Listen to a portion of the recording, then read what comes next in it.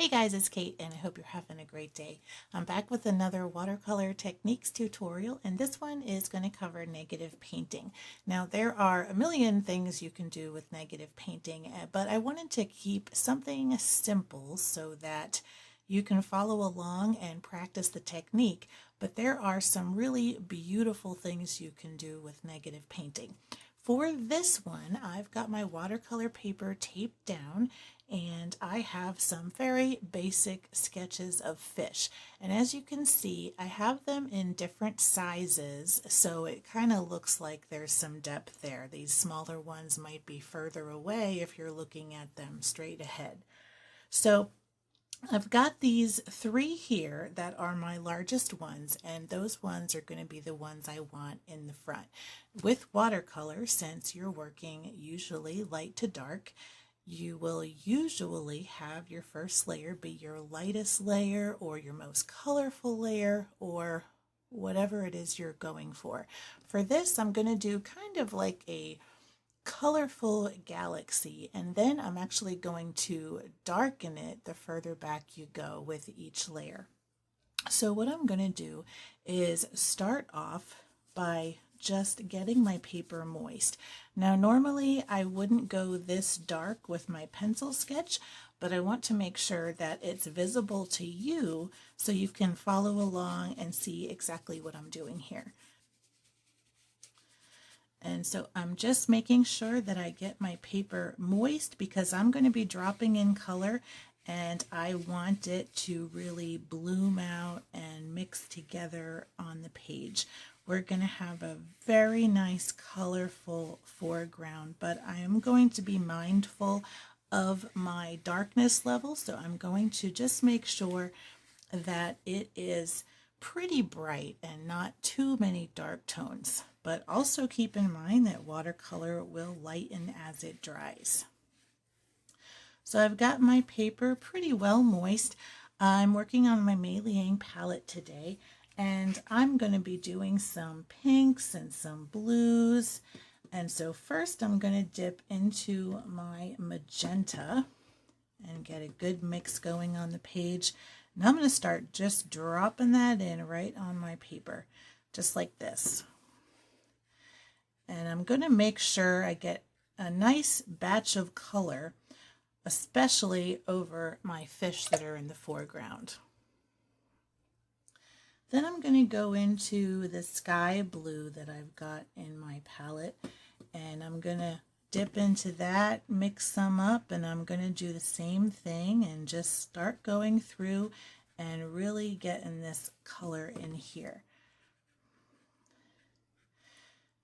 And I'm going to make sure that my fish are going to be nice and colorful.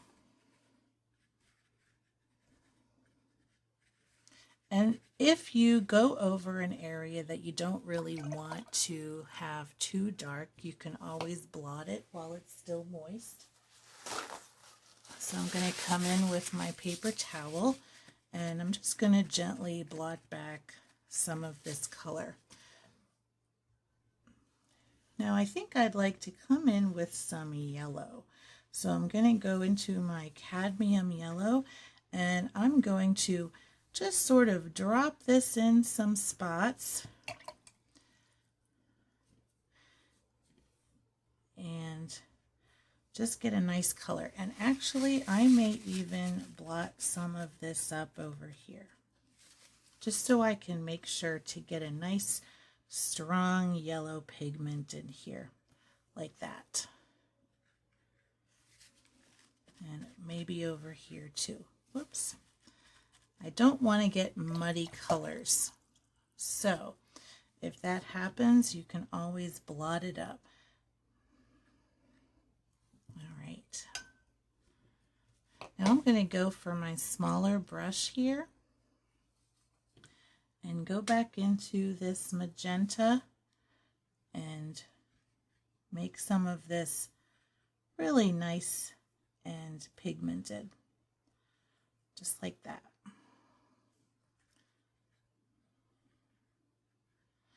And my paper's still pretty wet, So I'm just going to keep on going through, making sure I've got plenty of color here.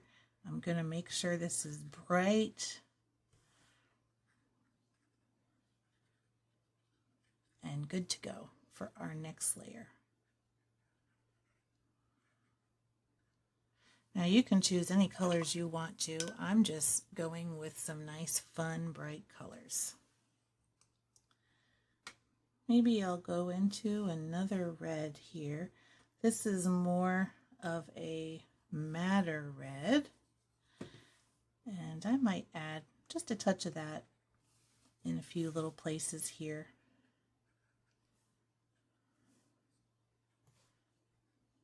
My main concern is, while I want to cover my whole paper, I want to make sure that my front fish are interesting.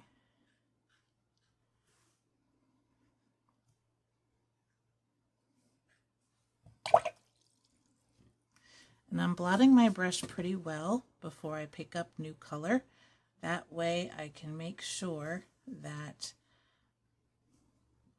I'm not going to be having too much of that backwash coming in, where it'll get the cauliflower effect. All right, I really like that for my first layer. So now we just need to let this dry completely, and then we can start with our second layer. Okay, we are dried to the touch, and I went ahead, I really loved this little yellow area, so I added one more little sketch of a fish right there. That's going to be on the second layer.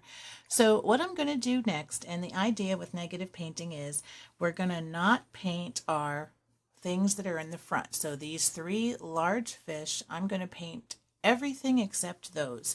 And since we're going to be having a few layers on this, we just want to make sure that our next layer isn't going to be so dark that it basically makes it so you can't get progressively darker.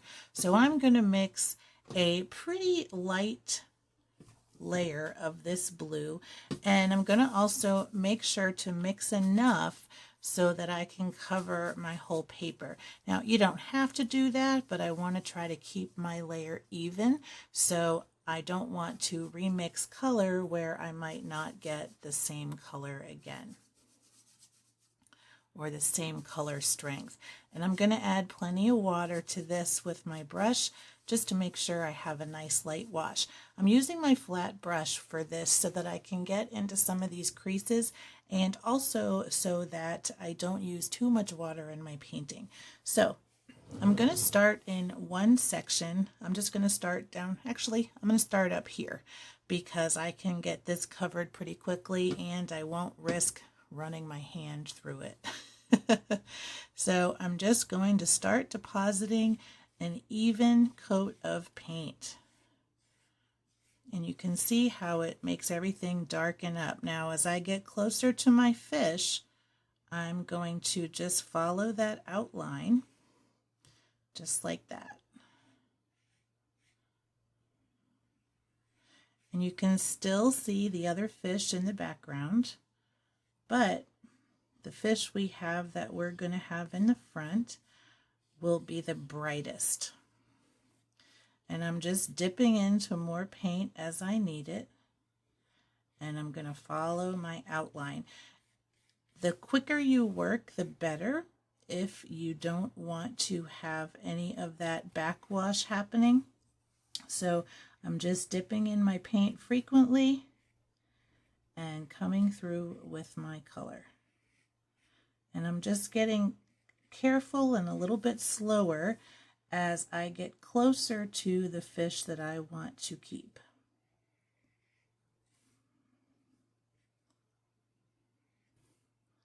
Just like this. And you can get in some pretty nice little detail with a flat brush or an angle brush rather than a round brush. So I'm just going to continue here with my color. Make sure I get a good wash down and finish adding my layer up here. And I like how this blue over that yellow makes a really pretty green. That's very nice. Okay. I need to make sure to go down this tail. And then there's one more spot, and that is this little crease here. I just need to make sure to get that. And then our second layer is done. So we're going to want to let that dry.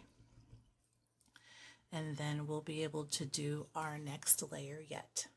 Okay, we are ready for our next layer. So for this one, we're going to not paint 2 layers of fish. We're going to keep these 3 front fish from getting any paint on them. And then I'm going to be picking my next layer. So that would be this fish, this fish, this fish, and this fish are my next largest ones, and the ones I want to my next back layer. So I'm going to avoid all of those fish in this second coat of our wash. And you can see how it's starting to get pretty dark now, and I just want to be careful and make sure that I am avoiding all of those fish that I don't want to paint. Scampy has jumped up again. So I know I don't want to paint that one up top. So I'm just going to bring this color all the way over straight in. And then I'm going to come right down this tail and right underneath, just like this. Now I do want to keep this fish, so I'm going to go around that one carefully. Just like that. My cat came up. She's jumped in the window. So if you see lighting changes, that's why. All right, I'm going to come back over here and just make sure that I am getting my layer on before anything else dries. So I'm going to come around here, and then I'm going to cut into this tail and bring this one straight up, just like this. Like that. Now I'm going to come around this side and bring down this color. So, and then we just are making more and more of this contrast. So I'm going to come out from this. Don't forget this little angle down here. Now these fish, I'm going to be coming around this one and this one. So I'm just making sure I've got my layers where they need to be. And sometimes it can be a little bit challenging to get into some of those nooks and crannies. If you have to switch out brushes, you absolutely can. So I've got a little spot right here that I think I'm going to grab my round brush just so I can use the fine point, because I have to get in this little tiny tail area and just come around this fish's head, just like that. And that's all I need. And then we're going to let this dry and add our next layer. Okay, we're going to do our last paint layer, and so I'm going to mix up some more of this blue, but I'm also going to add some Payne's Gray because I want that last back layer to be nice and dark. I know that I'm not adding any more paint now, so I'm just going to make sure that we have a nice rich deep layer on the back, and that will really pump up all of that contrast. And this is going to be a really pretty blue also. I'm just going to add a little bit more of that sky blue in here, and we've got ourselves some good solid color going. So on the last layer, we're not going to paint any of the fish. We're going to go around everything and only put it in the background. So I'm going to start at this top corner. I've got my first fish to go around right there. And then I've got another tail there. Another little fish body coming up out of the side. And then I'm going to, before this all dries, I'm going to come in here and just finish out this section. Just like this. Same thing here. I'm going to come up to this tail, come down here, and again, it's just this slow process. It's very simple and it's actually really relaxing. Now you can make this very complicated if you want to, but you absolutely don't need to have a complicated painting to make a really neat negative painting. It's kind of hard to concentrate and paint at the same time. All right, I've got this other little fish coming out here. And I'm just going to keep dipping into this paint. I'm going to add a little bit more color here too. All right.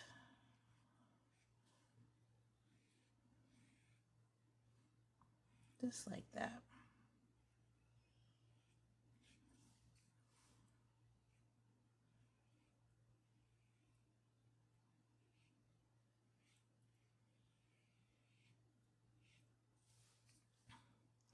And we can come straight ahead for the rest of this layer here. There's no other fish in the corner, so we're good for now. And you'll still be able to see small amounts of that layer poking in from the back. But it will mostly be a dark blue.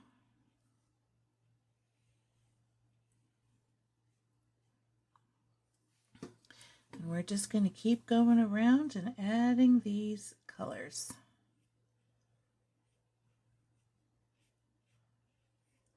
Now, one thing you can do is if you kind of discover that it's either not a deep enough color, you can always come back and add another layer on top and just paint over the same layer again.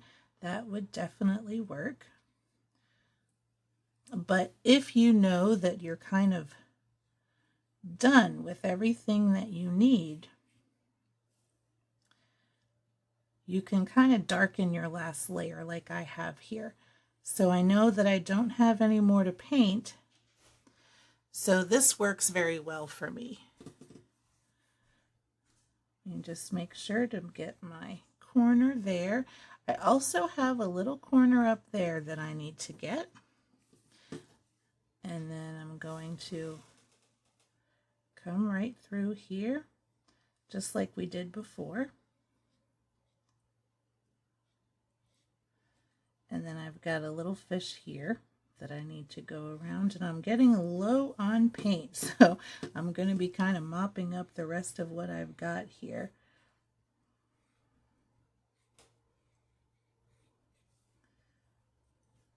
And then I just want to make sure that I get this nice and even. Or as even as I can.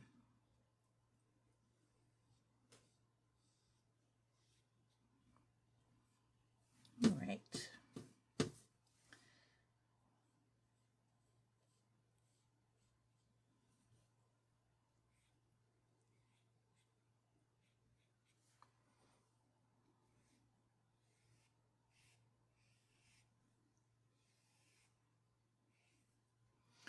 Okay, I've got a couple of little tiny spots that I need to get, and I'm going to grab my round brush again. And since it is such a tiny little spot, I'm just going to mix up some fresh color here, and I'm fine with it not being a perfect match. Okay, I'm going to just dab my brush a little bit there. So I've got a little tiny spot here. And then I've got that little crease right in here. And I'm just getting it gently. And you can see it's a little bit dark, so I'm going to just go over it with my brush. I have blotted it very well, So I'm just going to try to blend this in a bit. I'm blotting my brush some more and just sort of going over. You don't want to overwork it too much though, because you can see you'll start lifting off your previous layer of paint before it has a chance to dry. So try not to overwork, but you can make some small corrections. I'm going to leave that as is and then let this dry, and we will come back and see the final painting. Okay, I'm back with my fine liner and my white pen. So this is a 0.03 tip, and I'm going to add a little eye to my fish. So I'm doing a black outline and then a smaller black circle that I'm going to color in, just like that. And I'm going to do the same thing here. And then also to these second layer ones.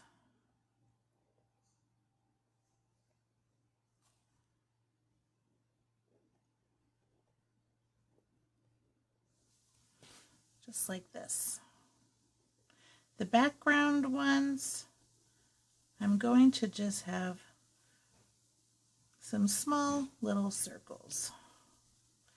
And then on those, we don't really need it. Now I'm going to take my white pen and add just a little white bit to each eye. If I can get my ink out. And that's just going to give a little bit of a highlight. Just like that. Now for this one, I'm going to add a couple little circles. Trying a new pen. All right. I'm going to add a couple little circles here for some bubbles.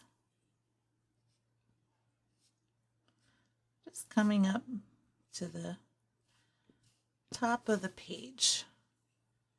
Same here. And I'm going in front of the other fish, that's fine.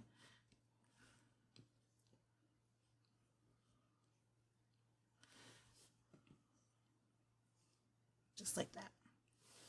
Let me try to get these highlights in better. Sometimes the Posca pen works great. Sometimes the Uniball works great. Sometimes the Jelly Roll works great. Who knows? For these background fish, I'm just going to add a few little dots. I'm only going to make the bright circles in the front. Just like that.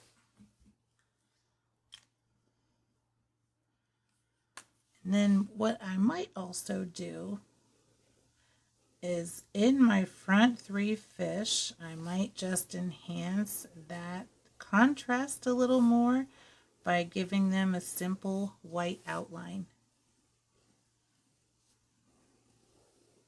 And that way we can just make it kind of a fun little painting.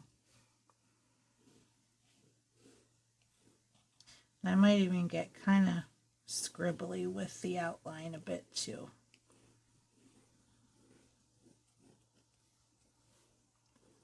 Just like that.